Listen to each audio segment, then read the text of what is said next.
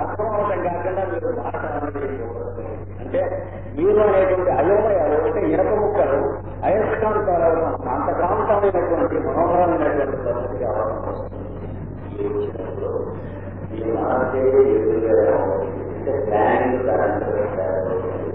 దానికి సాధాగా ఋగ్వేదమే పనిచేస్తుంది, కంఠస్థనే గురువు చరిత్రగా వాళ్ళతో పాటు మీరు గురువు చేస్తారు. దానికి మూల కారణంగా గురువులో ఉన్నటువంటి ఉత్సాహంగా ప్రాణాన్ని ఉత్సాహించాత్మకమైనటువంటి ప్రాణానికి దాన్ని చూస్తుంది. తర్వాత రెండు ఉచ్ఛ్వాస నిశ్వాసాలు లేవని ఇద్దరు శరీరంలో ఒకే ఉచ్ఛ్వాస నిశ్వాసం జరుగుతుంది. అదే వేద పురుషుడు తాలూకు అనేది మీరు గమనించడం జరుగుతుంది. ఇది మనోమయ పూజను ఉపాసించినట్టు పరబ్రహ్మ విమానములకు సోపానంలో కనుక ఎవరైతే మనోమయాన్ని ఉపాసిస్తాడో వాడు తస్య ఎదురేవ శిరః దక్షిణ పక్ష తాను ఉత్తర పక్ష అన్న మూడు మాటలకి ఇందులో మనిషి ఆదేశ ఆత్మ ఆదేశం అనేది కాన్స్టిట్యూషన్ ఆత్మ అనేది ఈ శరీరం కాదు, ఈ మనసు కాదు, ఈ బుద్ధి కాదు, ఆత్మ అని చెప్పినటువంటి నెట్టవేదాంతం కాదు. ఆత్మ అంటే ఈ టోటల్ అమృతం ఆధారం ఆదేశమే ఆత్మ. ఆదేశమే ఇది విశ్వాసంలో శాస్త్రం చెప్పుకున్నాం. ఏష ఆదేశ ఏష ఉపదేశ ఏషాదేశోపనిషత్. ఏమిటి ఆదేశం అన్నాడు? కర్మంచర పాఠశాయ ఆచార్యాయ ప్రజాబంతు మాస్తి ధర్మాన్న ప్రవర్తవ్యం కుశలాన్న ప్రవర్తవ్యం దేవవిరుద్ధాయాక్షాన్న ప్రవర్తవ్యం మొదలైన చెప్పాడు కనుక ఏష ఆదేశ అని అక్కడ ఇచ్చాడు. ఇక్కడ ఏమంటున్నాడు? ఆదేశం ఆదేశం ఆదేశం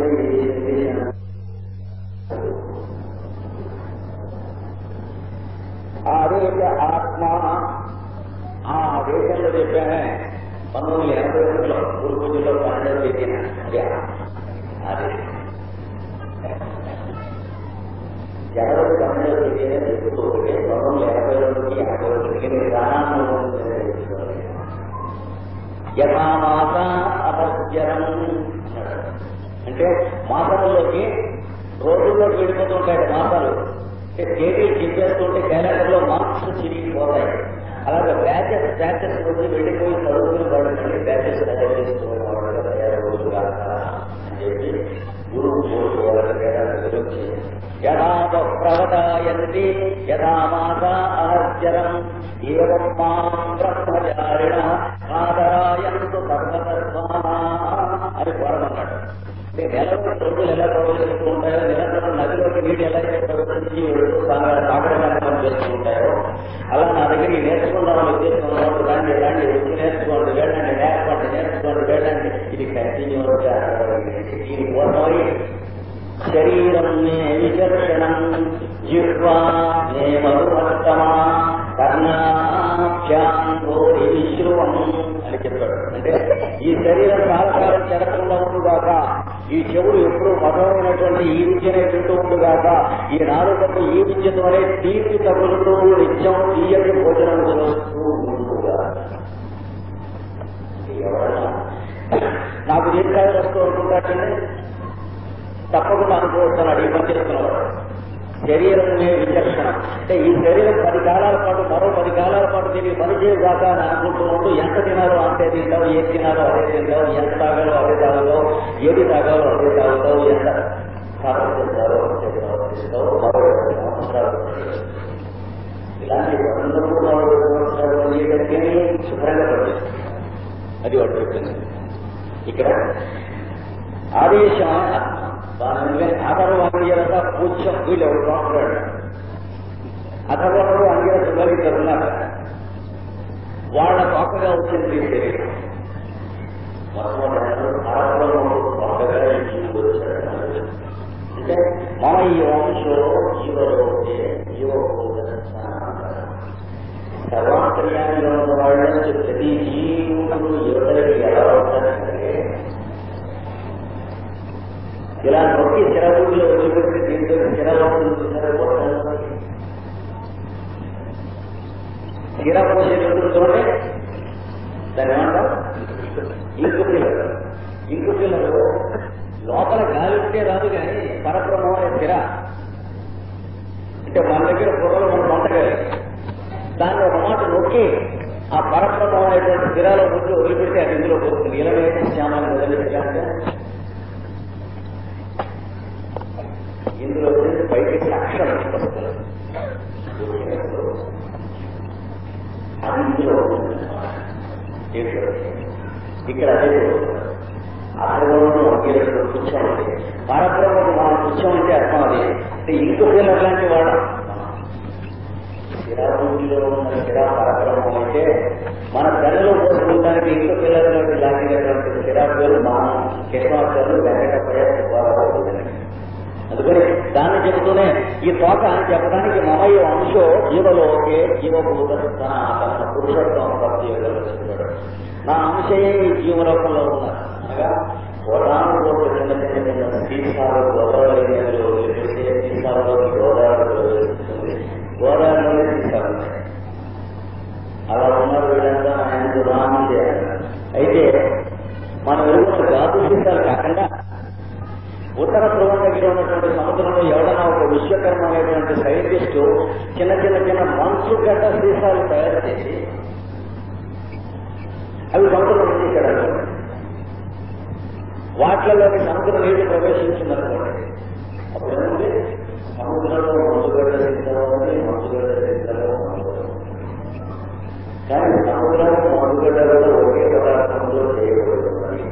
ఇలాగ ఒకే పరబ్రహ్మ స్వరూపంలో ఈ సృష్టి సమస్తం ప్రకృతి వచ్చింది. అందులో జీవరాశులైన మానవ పరబ్రహ్మ అనేటువంటి ఎందుకనే భగవద్గీత యాయాన్ని మా హృదయంలో ఉన్నాము కదా ధ్యానం చేయడానికి నేను ఎందుకున్నాను మీరు నాలో ఉన్నారు కానీ నేను మీలో ఉన్నాను అంతే. నాకు చేస్తూ దేవయ్యి భగవద్గీతలో చెప్పాడు. మా హృదయంలో మీరు అంతర్యాన్ని అన్నారు కదా అదేం కాదు మీరు నాలో ఉన్నారు కనుక నేను మీరు నన్ను చూస్తున్నారేమో నేను మిమ్మల్ని చూస్తున్నాను అంతే. నేను ఎప్పుడు చూస్తూనే ఉంటాను కానీ మిమ్మల్ని నేను చూడటానికి ఎప్పుడు మీరు ఉంటుందంటే మీరు నన్ను చూస్తున్నాను చెప్పాను. భాగవతంలో 2వ స్థానంలో కూడా చెప్పినటువంటి విషయాలు ఆదేశ ఆత్మ అసర్వాంగిరస పుచ్చం పరబ్రహ్మ పుచ్చం కనుక మనిషి అయితే ఆకాశం పరబ్రహ్మ యొక్క శరీరం అయితే అన్నమయ కోశానికి దేనికి తోపడేస్తాడు, ప్రాణమయ కోశం దేనికి తోపడేస్తాడు, మనోమయ కోశం దేనికి తోపంటే అసర్వాంగిరసాలతో చేయడం తోపడ. అసర్వడనే ఒక ఋషిని అంగిరసుడని ఒక ఋషుడు ఉన్నారు. వాళ్ళిద్దరి తోటగా ఉంటుంది మన మనోమయ కోశం. మన కోసం వాళ్ళ తోట ఏంటంటే అసర్వుడు అంగిరసుడు మన వాళ్ళే మేనవుడుగా జరిగారు. అంగీరసుడు అంగానాం రథ ఇది అంగీరథ వేదం చెబుతోంది. మన శరీరంలో ఉన్న అవయవులన్నింటిలో పనిచేస్తున్నటువంటి రథస్వరూపుడైన పరమాత్మ అంగిరసుడు. The essence and the function and the purpose and the intelligence that is working in every worker organ in our body. పొట్టలో జీర్ణశక్తి చేయించేటువంటి వాడు, మనసులో ఊహింపజేసినటువంటి వాడు, లివర్లో దానికి కావాల్సినటువంటి జీర్ణరసములు తయారు చేసినట్టు వాతావరణం. ఇట్లాగా శరీరంలో ఒక్కొక్క అవయవములను ఒక్కొక్కటి పని చేయించేట్టుగా మొత్తం చేస్తున్నటువంటి వాడు అంగీరసుడు. వాడి దగ్గర నుంచి చాలా మంది వాడి వంశం పడుతారు. అంగీరసులు అనేటువంటి వాడు ముందు 3 పుట్టారు, ఒక్కొక్కటి 4 పుట్టారు, తర్వాత ఒక్కొక్కటి 7 పుట్టారు. మన పురాణాలు అంగీరసుల గురించి అంటే శరీరంలో గ్రంథులు వాళ్ళు నామవేదనలు తయారు. నాలో ఉన్నటువంటి ఆనందము సంతోషము మొదలైన గుర్తించేటువంటి గ్రంథులను ఆశ్రయించి ఈ అంగీరసులు అనేటువంటి దేవతలు దేవతలు. ఇంతకు మనలో అంగీరసుడు దేన్ని గుర్తిస్తున్నాడు? శరీరంలో అంగము రకమైన రూపంలో ఉంది. మనం మాట్లాడుతున్నప్పుడు మాటలో ఉన్నటువంటి ఏకాగ్రతగా ప్రవేశించి అంతకుముందు మాట్లాడడం అందులో ఉంది. ఇలాంటివన్నీ మాట్లాడడానికి ఉద్దేశాలు మనం కలిగిస్తున్నటువంటి వాడు ఆంజనేయుడు. అధర్వణుడు ఎవరైతే వాడి క్రిందగా తపస్సు చేస్తూ ఉంటాడు. అధర్వం అంటే కింద, అధర్వణం అంటే దిగువగా ఉంటాడు. వాడేం చేస్తూ ఉంటాడు, వాడు చెప్పినవన్నీ కూడా ఫోటోగా తీసుకుని పుస్తకాలు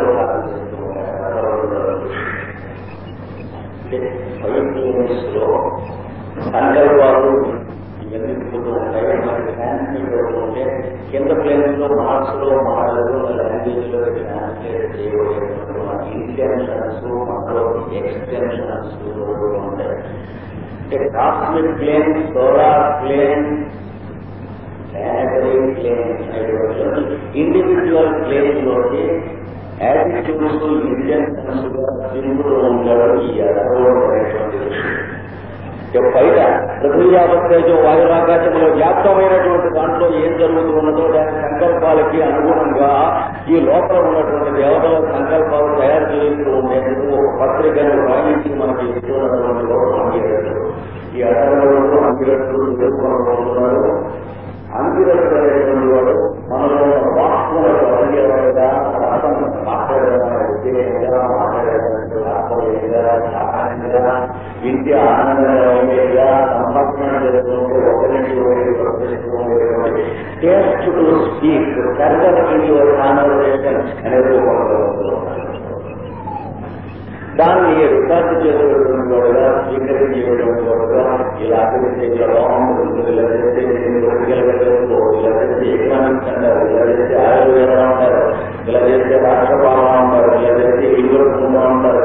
అప్పుడైతే దాని జీవితంలో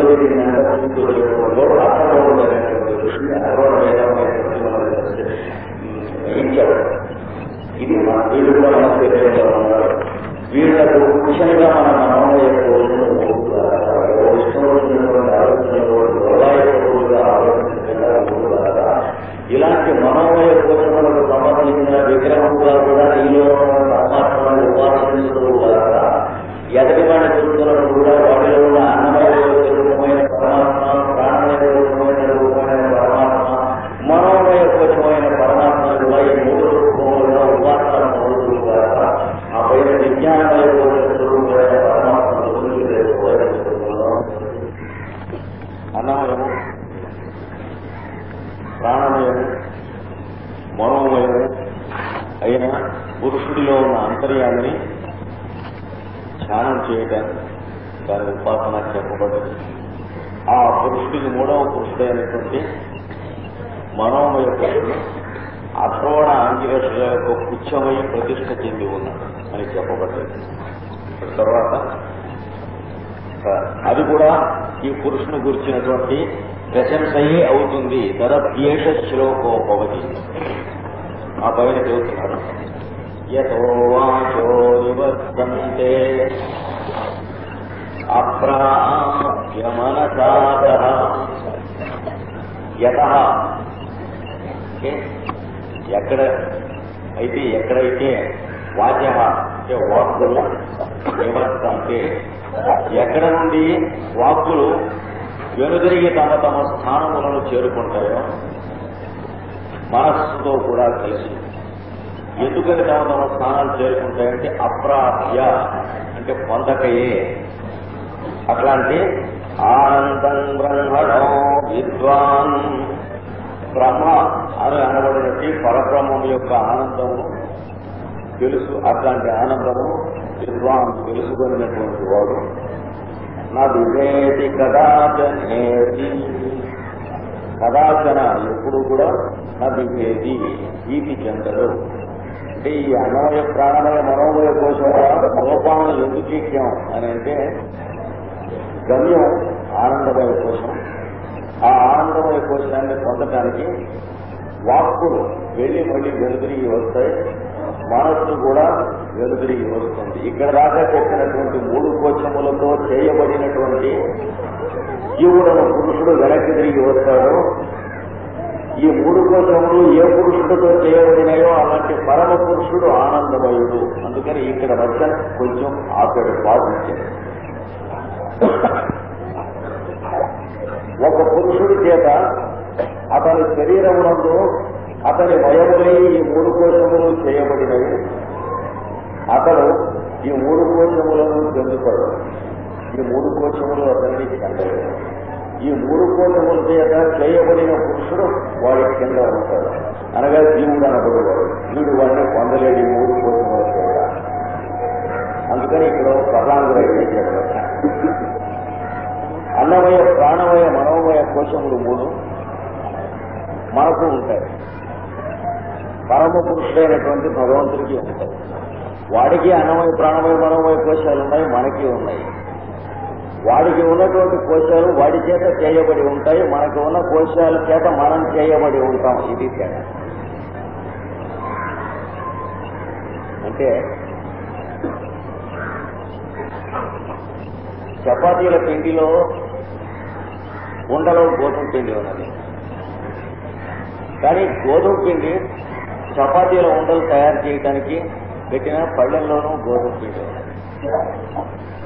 ఈ 2 పిండ్లలో తేడా ఏమిటంటే గోధుమ పిండి చేత చపాతీ ఉండ చేయబడి ఉన్నది, చపాతీ ఉండ చేత దీంట్లో ఉన్న గోధుమ పిండి చేయబడి ఉన్నది. ఈ చపాతీ ఉండ అనేటువంటి పరిమాణమును దాటి వెళ్ళలేదు చపాతీలో ఉన్నటువంటి గోధుమ పిండి తన స్వస్వరూపాన్ని పొందితే తప్ప. కానీ పళ్ళెల్లో ఉన్నటువంటి గోధుమ పిండి చపాతీ ఉండగలదు, చపాతీగా ఉండగలదు. పళ్ళెల్లో వేసుకున్నాక మీ చపాతీ వేరుగా, నా చపాతీ వేరుగా ఉండగలదు. ఇన్నిట్లో ఉండి కూడాను ఒకే పిండిగా, గోధుమ పిండిగా ఉండగలదు. కనుక ఈ అన్నమయ, ప్రాణమయ, మనోమయాది, విజ్ఞానమయాది కోశములు కేవలం జీవరాశులకే కానీ పరమాత్మకు ఉండవు. వీటితో అంటుపడవాడు అని అనుకోకండి. వాడు వీటిలోకి దిగొద్దాం అనేటువంటి ఔదార్యం లేకపోతే మనం ఎవరూ ఉండేవాళ్ళంతా. మడిగట్టుకుని కనుక వాడు మనలాగా ఉన్నట్లయితే వాడు మన దగ్గరికి రానిచ్చేటువంటి వాడు కాదు. అందుకని పరమాత్మకి ఈ ప్రకృతి ఎందుకు ఉంటుంది, ఇది జడం కదా, వాడు చైతన్య స్వరూపుడు కదా అని అనరాదు. జడమునందు ఉన్నటువంటి చైతన్యము అతడు గనక జడము, చైతన్యము అనేటువంటి అజ్ఞానంతో పిలువబడేటువంటి 2 ఏవైతే ఉన్నాయో వాటి యందు అంతర్యామిగా అతడు ఉంటాడు. ఇది అందుకోసం ఇక్కడ ఈ మధ్యన పాస్ ఒకటి సరళాంగురాయి వేశారు. చెప్పుకుంటూ వచ్చి అన్నమయ కోశంలో ఉన్నటువంటి పురుషుడి ఉపాసన చెప్పి, ప్రాణమయ పురుషుడు, మనోమయ పురుషుడు ఉపాసన చెప్పాక ఏం చెప్పాలి? విజ్ఞానమయ కోశంలో ఉన్నవాడిని చెప్పాలి. కానీ ఈ మధ్యన ఆనందాన్ని గురించి కొంచెం చెప్పి ఇక్కడ ఆపాడు. ఎందుకంటే విజ్ఞానమయ కోశానికి ఇటు ఉన్నటువంటి పురుషుడు ఈ కోశముల చేత చేయబడి ఉన్నాడు, అటు ఉన్న పురుషుల చేత కోశములు చేయబడి ఉన్నాయి. ఈ మధ్యన ఈ తేడా చెప్పడం కోసం అది ఒక్కటే మనం మర్చిపోతాం. సామాన్యంగా పెద్దల వాక్కులు చదువుకుంటున్నప్పటికీ కూడా తెలియలేము. ఒక మాట తెలిసినా 2వ మాట గుర్తుండదు, 2వ మాట తెలిసినా 3వ పర్యాయం గుర్తుండదు. ఎన్ని వేల మాటలు తెలిసినా 1001వ మాట గుర్తుండకుండా మళ్ళీ మామూలుగా చదువుకుంటూ వెంటనే లోకంలో మనం మన స్వభావముల చేత, చేష్టల చేత ప్రవర్తించుట లేక సంసార బతుకులగుట అని అంటారు. ఇది జీవి అనబడు స్థితి వాడికి మాయా, అంతర్యామి అనబడు స్థితి వాడికి క్రీడ అని చెప్పబడుతుంది. క్రీడ లేక లీల అంటే వీడికి కండిషనింగ్, వాడికి ప్లే ఉన్నది. అంతర్యామి అనేటువంటి వాడికి ఇది దాగుడు మూత అయినటువంటి ఆట, దాగుడు మూతలో కళ్ళు మోయించుకున్నటువంటి వాడికి కళ్ళు కనిపించడం లేదు అనేటువంటి స్థితి. ఈ 2 స్థితులు ఇక్కడ ఈ మధ్యన ఆపినటువంటి చోటు ఏదైతే ఉందో ఇదే సకల వేద, ఉపనిషత్, పురాణ గమ్యము అయినటువంటి ఒకనొక పొర లేక తెర. అందుకని ఇక్కడ ఆపారు. మనస్సుతో కూడా వెనదిరిగి వస్తాయి. అంటే మనోమయ కోశము, ప్రాణమయ కోశము, అన్నమయ కోశము, వీటితో చేయబడినటువంటి వాక్కులు ఏవైతే ఉన్నాయో, అంటే కంఠం కావాలి కదా వాక్కులు మాట్లాడాలంటే, అందుకని అన్నమయ కోశం. శ్వాస కావాలి కదా, ప్రాణమయ కోశం. శ్వాస నడవాలంటే ఊపిరితిత్తులు ఉండాలి కదా, అన్నమయ కోశం. ఇవన్నీ ఉండి మాట్లాడాలంటే మాట్లాడదామనే ఉద్దేశం రావాలి కదా, అది ఎక్కడి నుంచి వస్తుంది అనేటువంటి అడ్రస్ ఇంకా మనకి తెలియలేదు. ఆ అడ్రస్సే గాయత్రి అని అంటారు. కనుక ఈ మనోమయ కోశం దాకా మనం రోజు మాట్లాడుతూ ఉండేటువంటి మాటలు ఏమండి సార్, వస్తున్నారా వెళుతున్నారా మొదలైనటువంటివన్నీ జరుగుతున్నట్టుగా మనకు కనిపిస్తున్నాయి కనుక మన ఇష్టం వచ్చినట్టుగా అవి జరుగుతున్నాయి. అట్లాంటి ఈ 3 కోశములలో ఉన్నటువంటి పురుషుడు ఉన్నాడే, వీడు పొందవలసినటువంటిది ఆనందం బ్రహ్మణ, బ్రహ్మ యొక్క ఆనందం అనేటువంటి దాన్ని పొందాలి. దాన్ని ఎవడైతే విద్వాన్ తెలిసినవాడో, ఇప్పుడు చెప్పబడిన 3 కోశముల పైన విజ్ఞానమయ కోశం దాటడం ఎవడైతే నేర్చుకున్నాడో, ఈ ఎవడిలో ఉన్నటువంటి కోశములు ఆనందము చేత చేయబడినవో అట్లాంటి వాడు ఆ ఆనందమయ కోశంలో ఉన్న పురుషుడుగా జీవిస్తాడో వాడిది జీవితము అవదు, ఇంకా ఆనందము అవుతుంది. జననము మరణము కూడా అందులోకే ఇంక్లూడ్ అవుతాయి కనుక వాడికి జననము లేదు, మరణము లేదు. అంతేగాని శరీరం వదిలిపెట్టిన తర్వాత ఆనందమయ కోశంలోకి వెళ్ళిపోతాం కనుక ఇంకా పుట్టకుండా ఉంటాం, పీడ వదిలిపోతుంది అనే స్థితి ఏముండదు.